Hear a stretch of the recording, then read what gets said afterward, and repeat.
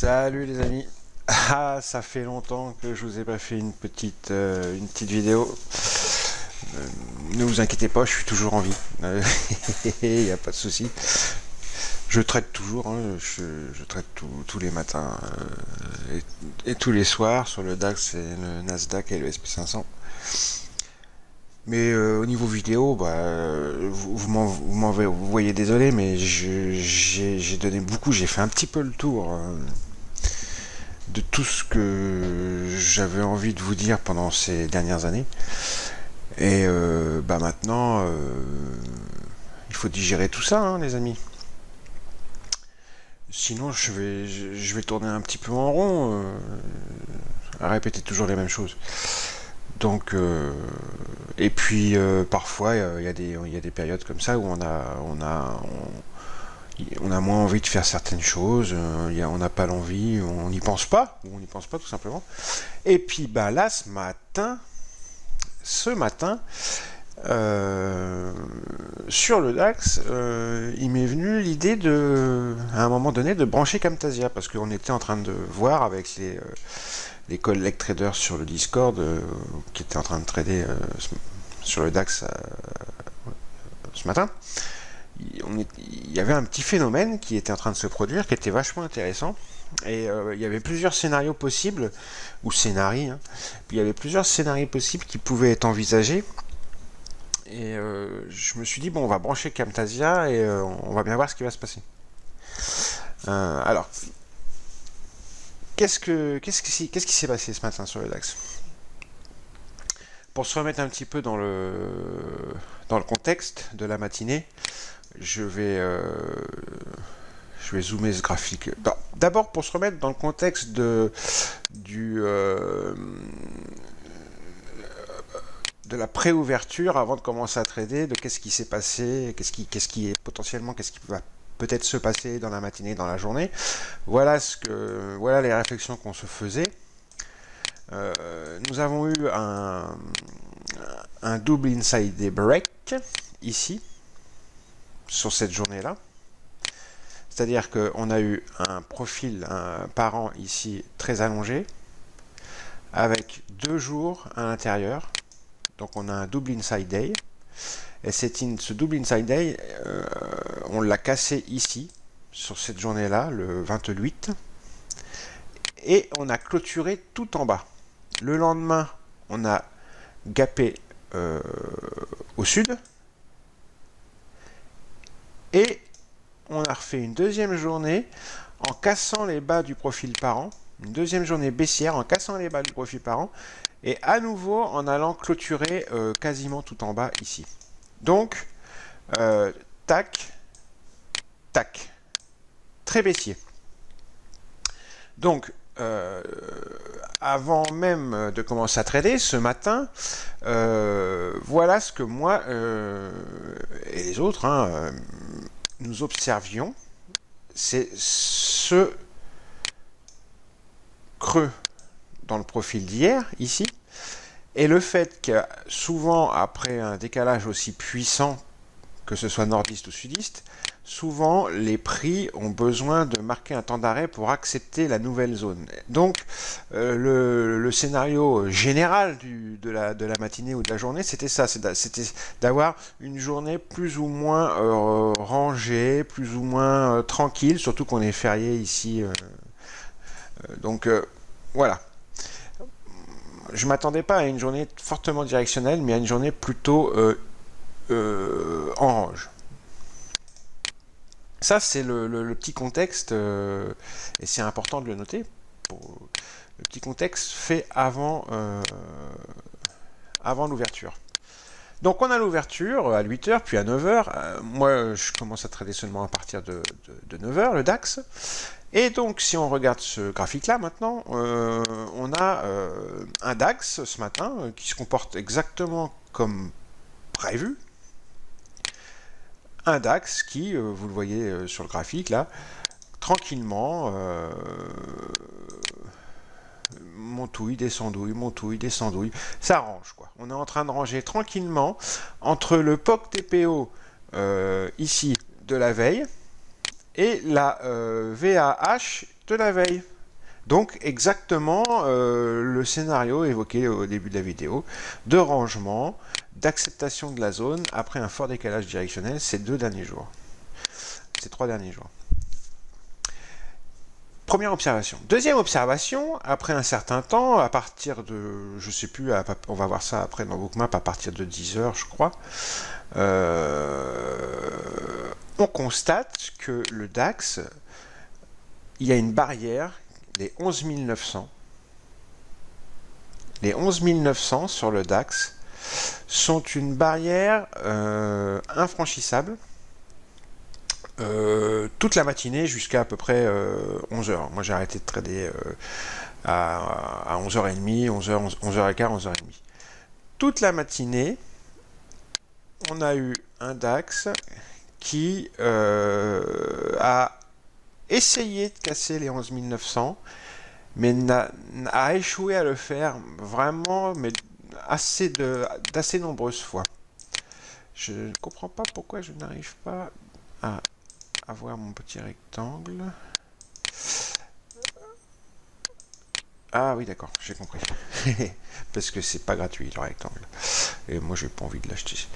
Alors, les 11 009, en fait, c'est la ligne bleue ici, c'est la VAH de la veille, en plus. Vous voyez, ça correspond vraiment à un niveau important.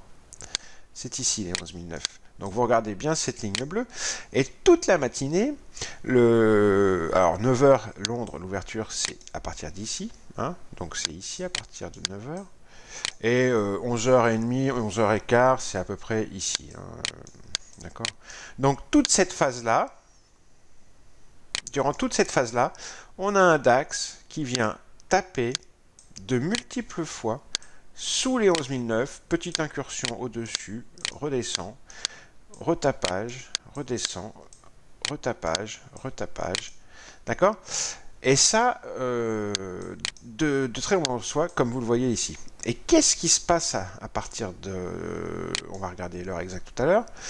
Dans le carnet, sur ces 11 009, un petit peu au-dessus, il y a à 11 009 exactement et à 11 905, il y a un gros acteur qui se place avec entre 60 et 65 contrats sur 11 009 et sur 11 905 à peu près une trentaine de contrats, entre 25 et 30 contrats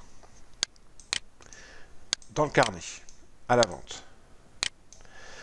Et il est comme ça dans le carnet pendant un très gros moment, en tous les cas, à chaque fois, pendant toute cette période-là, quoi. D'accord? Toute la période que je vous ai décrite, il est là dans le carnet, il ne bouge pas. D'accord? Quand les prix s'approchent, il ne bouge pas, il reste dans le carnet. Ok? Gros vendeur. Gros vendeur. Et on sait que c'est un seul et même acteur parce qu'il y a dans Bookmap le large tracker qui nous montre que c'est un seul et même acteur. Et on est quasiment sûr que c'est un gros acteur et on est quasiment sûr qu'il est en train de manipuler les prix, aussi pour une raison bien précise que je vais vous montrer dans Bookmap après. Donc, à partir de là, il y a plusieurs scénarios qui se dessinent. Soit le type, il est en train de bloquer les prix dans cette zone-là, et à chaque fois qu'on se rapproche de VWAP, qui est ici, il achète tout ce qui se présente. C'est pareil, ça se voit très bien avec le footprint et avec Bookmap.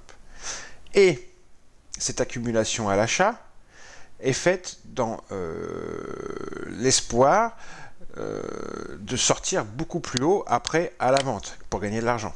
Donc, soit, moi je disais, j'avais mon scénario numéro 1, soit il va faire un flip, c'est-à-dire qu'il va enlever, à un moment donné, il va enlever ces 90 contrats là, il va les enlever, il va commencer à être beaucoup plus agressif au niveau des ordres de marché et monter très fort, casser les 11 009 et les 11 905, et en même temps qu'il casse les 11 009 et les 11 905, il va faire ce qu'on appelle un flip, c'est-à-dire que les 60 contrats qui étaient, les 90 contrats qui étaient au-dessus, les 60 et les 30, il va les placer en dessous et il va faire une espèce de layering, de spoofing en dessous les prix, comme ça, pour les pousser et pour les aider à monter, d'accord? Ça, c'était le premier scénario. J'attendais un flip haussier comme ça. Deuxième scénario qui était possible, qui était fortement envisageable, c'était que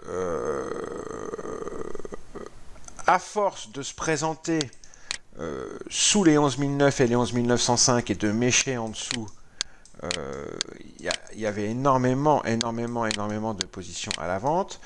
Évidemment, pareil de l'autre côté, à force de se présenter sur VWAP ici et qu'il y ait énormément d'achats, il y avait énormément de positions à l'achat.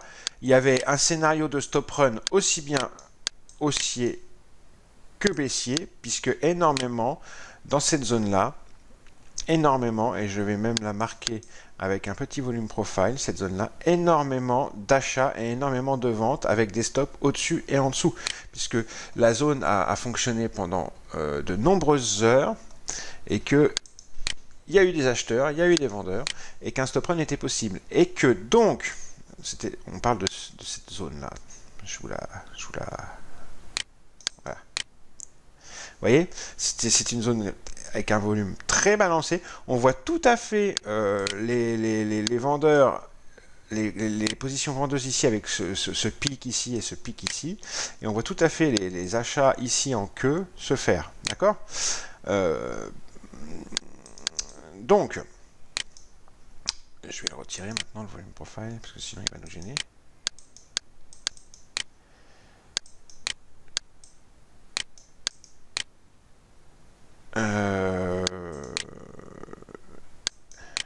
Excusez-moi. Donc, le deuxième scénario avec ces 60 et ces 30 contrats au-dessus de nos têtes, là, c'était que si il se retire et qu'on passe, il va y avoir en plus de ça un stop run, c'est-à-dire que tous les stops des vendeurs ici vont alimenter une hausse et ça va squeezer très rapidement et il y aura moyen de faire un scalp à l'achat. D'accord Le troisième scénario, c'était évidemment qu'on pouvait avoir aussi également un stop run vers le bas. Mais vers le bas, c'était moins intéressant parce que vers le bas, il n'y avait pas cette défense avec un gros acteur qui plaçait d'énormes contrats, d'énormes ordres dans le carnet.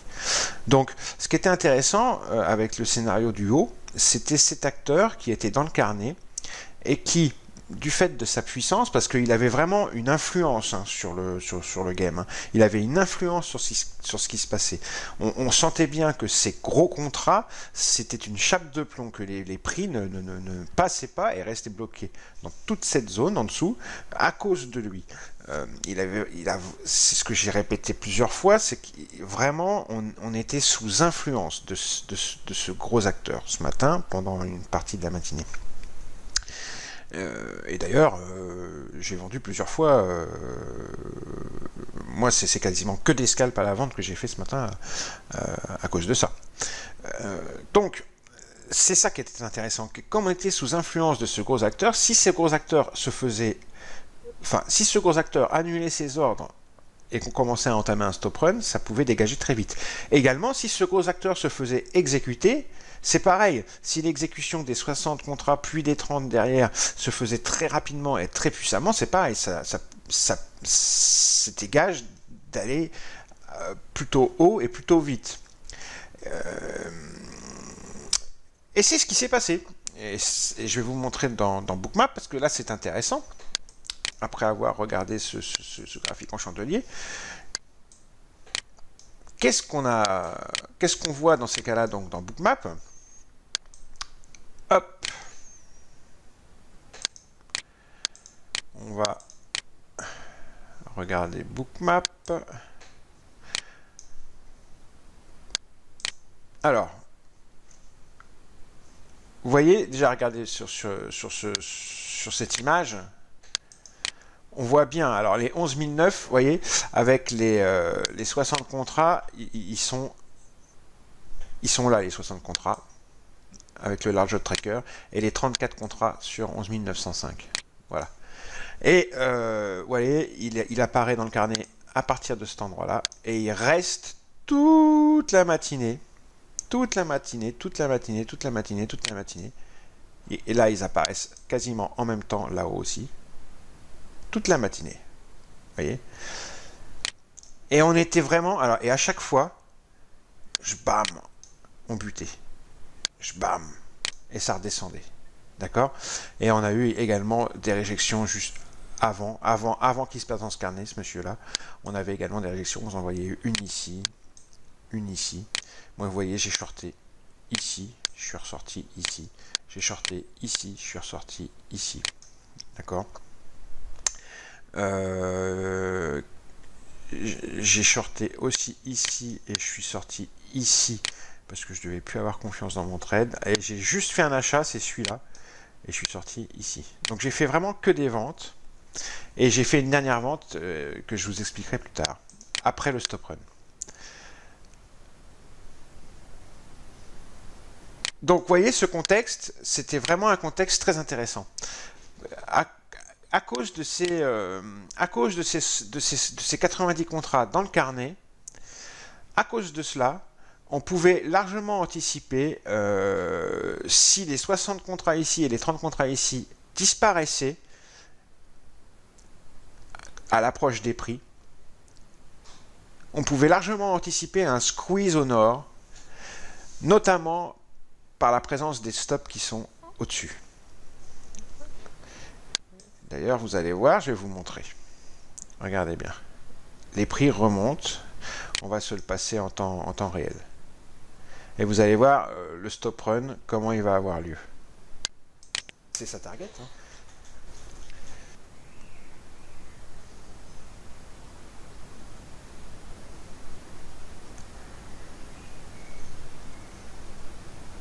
Vous voyez, franchement, ça monte tranquillement, tranquillement.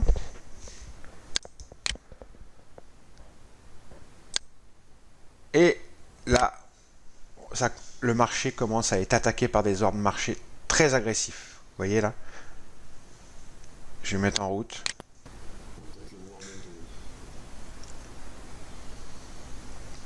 Je crois que j'ai même un collègue qui va dire il va y avoir un stop run. Ouais, mais il est toujours dans le carnet. Ça va arriver maintenant. Et dès qu'il va le dire, ça va se faire.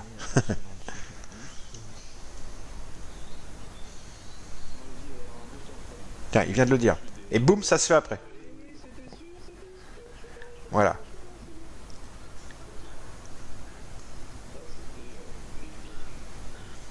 Voilà.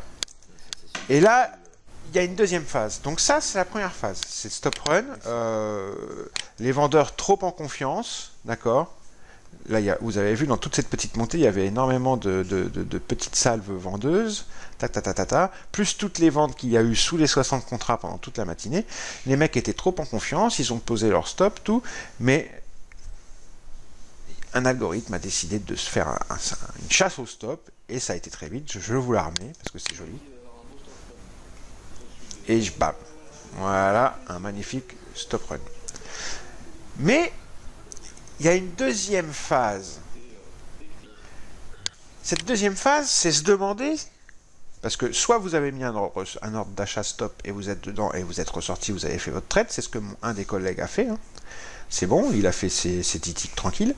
Soit vous allez attendre pour essayer de rentrer dans le sens du break, si vous voyez que il y a des signaux dans l'order flow comme quoi ça va continuer à monter, soit vous fédez ce stop run, c'est-à-dire que vous allez vendre contre ce stop run pour jouer le petit retracement.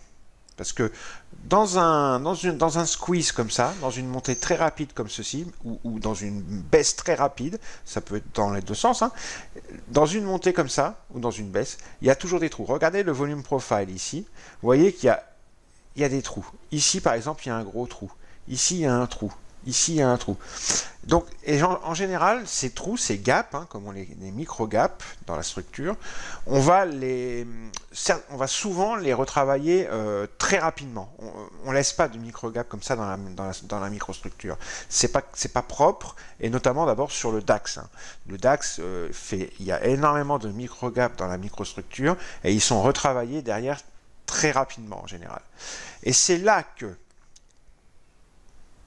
si vous voyez que le break haussier ne continue pas, et vice versa, hein, si c'était un break baissier, et que les acheteurs s'affaiblissent, on parle d'exhaustion, d'épuisement, vous pouvez tenter de fader ce stop run pour choper un écart à la baisse, choper le petit écart ici entre 11 905 et 11 009 parce que vous savez que potentiellement il y a de très très grandes chances qu'on aille reboucher ces micro gaps.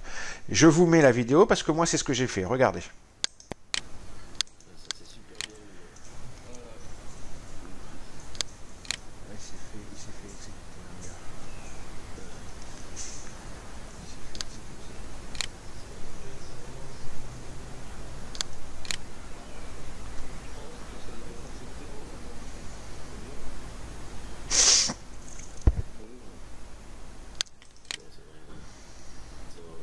Mais non, il y a plein de trous là, il va retracer pour travailler. Non, il y a plein de trous, ça va retracer. C'est pas du tout ce que j'attendais. Pas du tout.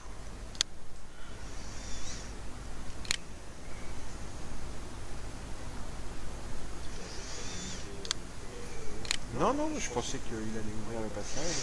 Je pensais que ça ferait ça, mais qu'avant, il allait se retirer et se mettre en...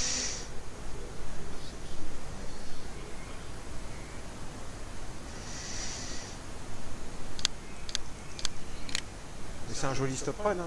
C'est magnifique. Hein. C'est très beau. Voilà. Et là, effectivement, il fallait poser un ordre dans l'avance.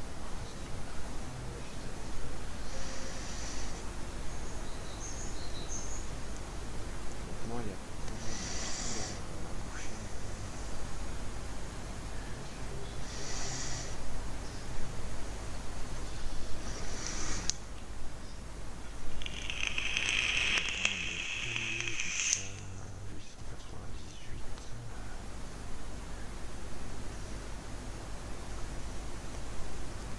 ça s'épuise un petit peu, je vais voir si ça s'épuise.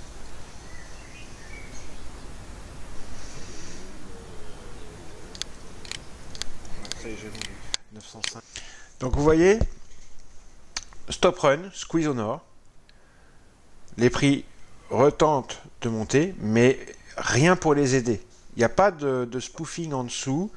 Il n'y a pas ce que j'attendais, c'est-à-dire le flip, c'est-à-dire que les 90 contrats se retirent et ils se mettent en dessous et ils poussent et il y a une pattern en escalier pour pousser les prix. Il n'y a pas eu ça. Il y a eu juste le pétage des stops, premier top. Ensuite, il y a eu un deuxième top, mais ça passe pas, vous voyez. Hein, vous repasserez la vidéo, mais on sent les acheteurs qui s'épuisent petit à petit, petit à petit.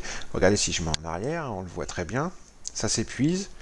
Il n'y a plus du tout de pulse, quoi. Il n'y a plus d'énergie à l'achat, ça s'épuise, et ça commence à redescendre.